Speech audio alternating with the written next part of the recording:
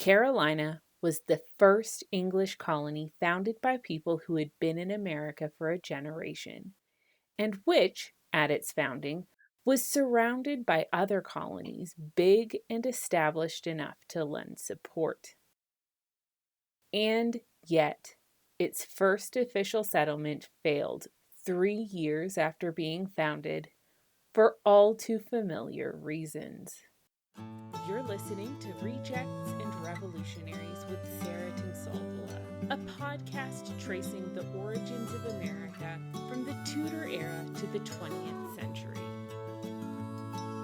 Before we start, I just want to take a minute to thank my newest Patreon, Kevin Gale. Thank you so much. It really does help to keep the podcast going. And like I said, I really do appreciate it on a personal level. When planning Carolina's first real settlement, the proprietors first had to decide where to plant it. They only wanted to sponsor one settlement to start with because population density was, as we discussed last week, key to settler security. And interested settlers had strong feelings on the topic. New Englanders were dedicated to the area around Cape Fear. They had sent William Hilton there before, so they had some familiarity with the region, and it seemed like excellent farmland from Hilton's reports. It was also further away from existing Spanish settlements, and therefore potentially safer. And they had bought the land around there from the Indians, so there was probably some undercurrent of angling for political control of the future settlement. Barbadians, on the other hand, preferred Port Royal, which was better suited for transporting goods, including to their own colony, and which seemed to be every bit as fertile as Cape Fear. They dreamed of selling cornmeal, flour, beef, and pork to the sugar colonies rather than trying to make a profit selling things like sugar and indigo to English merchants. The proprietors saw the validity of both sets of arguments, but when they started to favor Barbadians' Port Royal plan, and before they'd finalized their decision, New Englanders rushed to settle Cape Fear without permission. This was the settlement that was started the last episode. If proprietors were just leaning toward Port Royal, the hope was that they might not feel strongly enough to force an existing settlement to move, and therefore Cape Fear would become the settlement, even if it wasn't the initial plan. The proprietors still agreed with Barbadians' vision for the colony, though, and they had deeper connections to Barbados than they did to New England. And they knew that the vast majority of the people who went to Carolina were likely to be Barbadians simply because of the colony's current economic situation and the number of poor and landless people there. Furthermore, Governor Willoughby had lent both official and unofficial support to the venture, so Barbados would be a reliable contributor to Carolina colonization. Barbados had already helped to fund Hilton's exploratory missions, and people from the local tribes had visited Barbados in what had by now become a relatively standard cultural exchange. Barbadians had circulated pamphlets recruiting settlers, and people were enthusiastic. They also tried to recruit women from England for the venture, with the promise that pretty much any woman could find a decent husband. A return to a golden age when men paid a dowry for their wives, for if they be but civil and under 50 years of age, some honest man or other will purchase them for their wives. All this to say that the proprietors did feel much more strongly about Port Royal than New Englanders had anticipated. New England had always involved itself in colonial efforts, for better and for worse, but Barbados was the colony that would make or break Carolina. So in 1665, as Barbados planned to send its first group of 85 settlers to Carolina, the proprietors did give them permission to settle at Port Royal. They didn't make the New Englanders move, but they did encourage Port Royal settlement by giving colonists there bigger grants of land than those at Cape Fear, and also making a Barbadian named John Yeamans governor, with New Englander Samuel Vassall acting as deputy. And New Englanders were decidedly displeased with all of this news. Yeamans had been in Barbados since 1637, well before the Civil Wars had broken out. He'd navigated the transition to sugar successfully enough to become wealthy, and he was, true to Barbadian form, aggressive, vocal, opinionated, belligerent, ambitious, and he was also just a bit on the unscrupulous side, even by colonial standards. He had taken a lead in helping to plan the colony and recruit settlers, so in addition to making him governor, the proprietors urged the king to knight him and make him a baronet, which the king did. He would be governor for 3 years, and these limited governor terms were another Carolina innovation which would carry over into future U.S. politics. The standard for governor appointments had tended to be lifetime appointments with the possibility of removal, but the proprietors decided that they could better ensure stability and prevent conflict by making the appointment a 3-year term with the possibility of renewal instead. As Barbadians arrived, they brought a variety of seeds, roots, and herbs like potatoes, indigo, tobacco, cotton, lemon, limes, oranges, apples, pears, and other fruit trees. They brought cattle from other colonies as well as hogs, and over the course of time they would also plant rice, rapeseed, and linseed. Some did try sugar, but they found out that it couldn't in fact be grown successfully there. In addition to all of this, they would grow local corn, trade for furs, and sell lumber, staves, and shingles to Barbados for house construction, as well as cypress for ship masts. So already, Carolina had a massive potential economic foundation. By supporting the activities of the Sugar Isles, they could help share in their wealth. They wouldn't be relegated to several decades worth of dabbling in tobacco until they figured out how to make profitable crops and industries work. They could have a diverse, flourishing economy that would grow quickly and almost from the get-go. The trip to Carolina was rough, though. The planned voyage took colonists first to Cape Fear to deliver supplies, and then down to Port Royal to found their own settlement. But while they were en route, a storm destroyed the mast of their largest ship. They were able to fix it so that it was at least functional, but when they reached the Cape Fear area, another storm hit and pushed a second ship into some shoals and sunk it. Everyone on board survived, which was actually somewhat amazing, but that had been the ship with all of their ordnance and most of their food, clothing, and other supplies, and all of that was lost in the wreck. So 2 of the 3 ships had been either damaged or destroyed, and when they sent the last undamaged ship to Virginia to buy more food and clothing, that one also wrecked at Point Lookout, again losing all of its supplies, but again sparing most of the crew.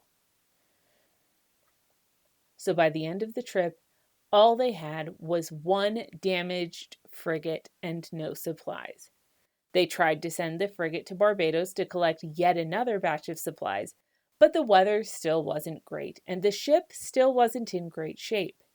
And with the combination of factors, the ship, which should have been able to get to Barbados in about 14 days, was stuck bobbing helplessly on the open sea for several weeks.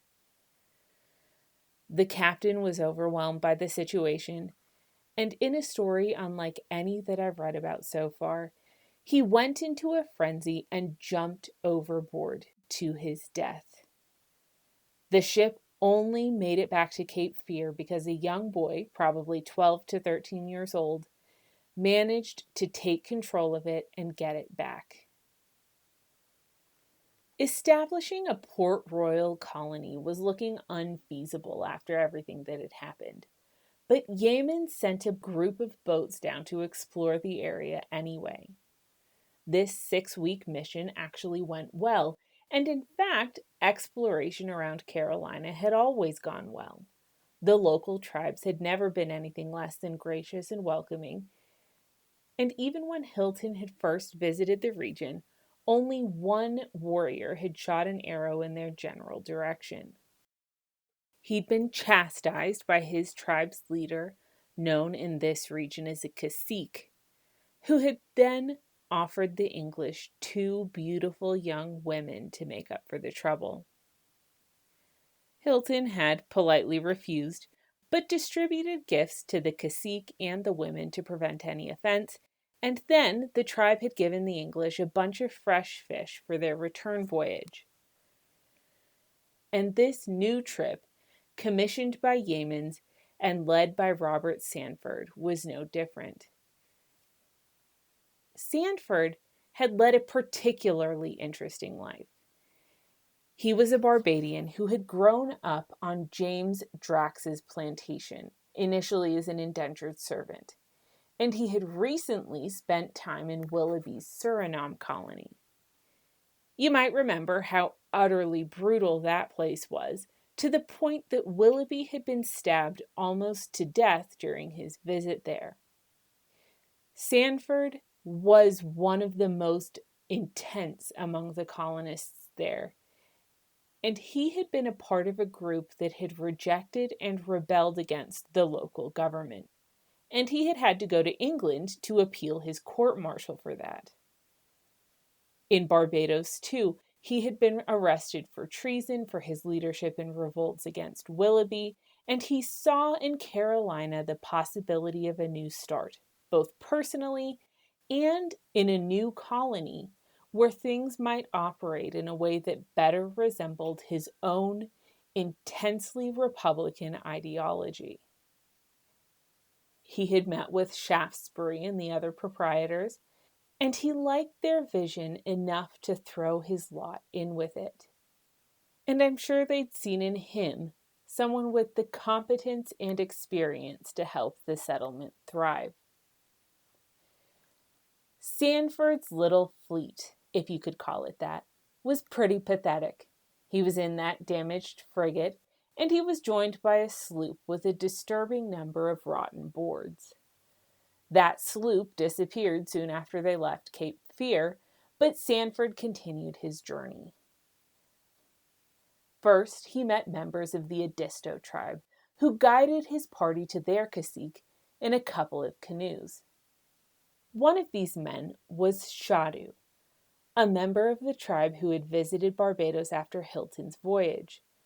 They spent a few days getting to know the tribal leadership, and the cacique spent the night on board the frigate out of curiosity. He also gave them seats of honor equal to his own at his own house, and he told them all about the area and sold them some land. And as the English departed, some of the Edisto accompanied them. A few miles downriver, another tribe hailed them. This was the Kiowa tribe, and if anything, they worked to outdo the Edisto in terms of hospitality, though Sanford couldn't stay long because of the weather. And finally he reached Port Royal, where he saw a cross which had been erected by the Spanish, and where he was surprised to find the lost sloop, and where again the local tribe, the Esquimaux, welcomed them with similar enthusiasm. The cacique came aboard their ship with his nephew, who he said would like to join the English. In exchange, the ship's surgeon, Henry Woodward, would stay with the Esquimaux to learn their language and culture. The cacique immediately gave Woodward a large plot of land, and again he sat the 20-year-old Englishman beside himself as his equal. He sent his own niece to act as Woodward's servant, and Sandford left Woodward in charge of the area, partly to learn the local language and customs, and partly to hold it in case of Spanish or other European arrival. And after a few days there, they returned to Cape Fear. As they sailed back to Cape Fear, Sandford observed the interactions among the Edisto Kiowa and Esquimalt representatives, and he concluded that all three tribes were angling for an English alliance. The English playing a role in intertribal dynamics had been a thing since Roanoke, and after nearly a century of experience, they were starting to understand this more and more. For the local tribes, an English alliance meant a higher trading priority and military advantage against potential rivals. Sandford didn't want the English to be pulled into this tricky and dangerous political landscape, so he was very careful to treat each tribe and delegate completely equally, and to avoid doing anything which might be construed by anyone as favoritism. When he returned to Cape Fear, it was to an exuberant reception. The mission had been a big success, and Sandford announced that the Port Royal area was everything that they'd dreamed, a perfect location for a perfect commonwealth. The colony might not be in a position to settle Port Royal yet, but soon. This was the first and only real success that the colony had had, too. Political and cultural rivalries at Cape Fear had further eroded the settlement, and the geography of the area had proven incompatible with proprietors' plans for a dense population. Because of the prevalence of swampland, when the colony's population expanded to its maximum of 800 people, they had to scatter 60 miles up and down the local river. Colonists also didn't want to have to pay a quit rent on this non-arable swampland. They were already paying double the normal, and they certainly didn't want to pay that for land they couldn't make money from. They wrote a petition asking proprietors to reconsider the policy, potentially having them pay double even the current quit rent, meaning 4 times the average, on arable land, so they could avoid taxing swampland at all. They asked Yeamans to sign the petition, and while he didn't want to put his name on a petition, he did agree to write a personal letter supporting it. Meanwhile, Vassall, Sandford, and 12 other colony leaders did sign the document, and they sent it to London as Yeaman returned to Barbados. But the proprietors refused the requested changes, and this was the beginning of a spiral that is all too common in our story. Barbadians and New Englanders didn't particularly get along, and New England resentment was exacerbated by proprietor preference for the Port Royal colony, while Barbadians weren't happy that New Englanders had gotten away with their Cape Fear sneakiness at all. And these were the two main groups of the colony. There were some Virginians and Bermudians, but not nearly enough to actually buffer the two rival groups, and even if there had been, it's hard to imagine either remaining impartial. Carolinians had lost 3 intended supply ships, 2 of which had been full when they sank. And it's not as if there were enough supplies floating around to be able to lose that quantity of food, clothes, tools, and weapons. Virginia was chronically weak, and Barbados was a net importer of food, and New England was set up for trade, not for providing huge amounts of goods itself. They sent a shipment of food and clothes, but it was nowhere near enough to slow the decline. To make matters even worse, the Great Fire of London and a plague epidemic had both struck England within just a few months of each other, and Carolina proprietors like Albemarle and Shaftesbury were put in charge of handling the situation. John Colleton could have led the colony single-handedly during this period, but he died, and then the Second Anglo-Dutch War broke out, and it consumed both Barbados and England. It killed Governor Willoughby, and it also led to a Dutch attack on the Chesapeake, which captured yet another ship full of food bound for Carolina. It's a variation of the same old story, but with one major difference. Carolinian colonists were not the overwhelmed Englishmen of old who quietly lamented or meekly complained while blundering their way through challenges. They were a new generation who had grown up in the wilds of America and had no problems voicing their opinions or acting on them. Belligerent, rough, tough, competent, but uncooperative. Vassall echoed common sentiment about these people when he wrote to England that the rude rabble of our inhabitants are more daily ready to mutiny against me for keeping them here so long.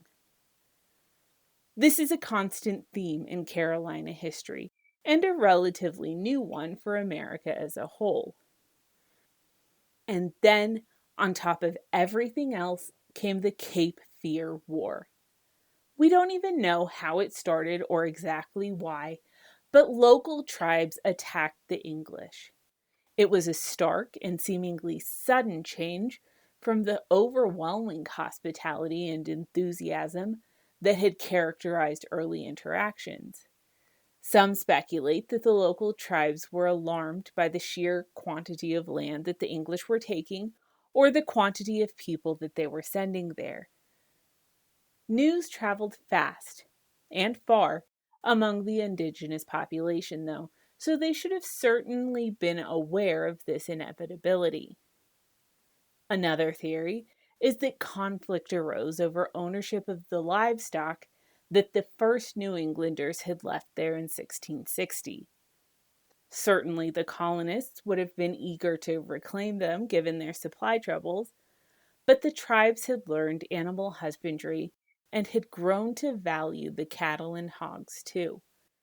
Several years later, could they really be considered the property of the English? And perhaps it was an extension of tribal politics that the English weren't fully privy to. We just don't know. There's very little documentation of this war or its causes, but regardless, it came. And the widely dispersed English were extremely vulnerable to attack, just as the proprietors had feared. And even the ones who managed to reach the colony's meeting house, its one truly fortifiable building, couldn't be guaranteed space or protection there because it was so small. So it was war. It was brutal, and it was bloody on both sides. Neither side was overwhelmingly stronger than the other, and neither was particularly well protected.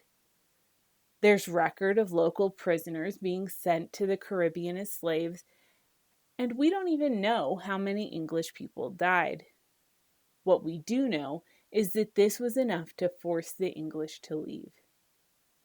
After a steady trickle had made its way to Virginia, Vassall admitted that it was hopeless and hired a handful of ships at his own personal expense to take the remaining settlers to Virginia, and from there to Boston or Barbados if they chose.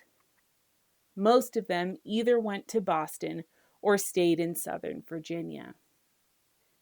Vassall tried to recruit 20 people to stay and maintain the settlement, knowing that he had enough corn to sustain that number of people for 2 years. But everyone refused, and on the trip to Virginia, both Vassall and his son Henry also died. One of the last things that Vassall did was to write to the now dead Colleton explaining that they had had to leave because they couldn't defend themselves and they had no supplies, and criticizing the favor that the proprietors had shown to Port Royal over Cape Fear, and lamenting the failure of a colony that he had been trying to start for 30 years. So after 3 years, in 1667, the second major settlement attempt in the Carolina colony had failed, leaving little more than the account of Sanford's 6-week exploratory voyage. We don't even know the names of most of the settlers or the casualty count of the war that forced them to leave. They left little behind for future archaeologists or genealogists, and it would be 3 years before anyone tried to settle Carolina again. And when they did, it would be at neither Port Royal nor Cape Fear. Cape Fear, in particular, would remain devoid of settlers for the next 50 years. But when it was resettled again, the movement to do so would be led by a group of Yemen's descendants.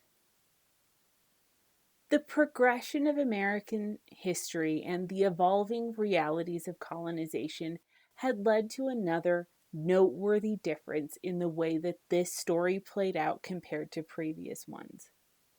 When Cape Fear failed, colonists were able to leave, and being led by a colonist sympathetic to their plight, they were actively supported in leaving.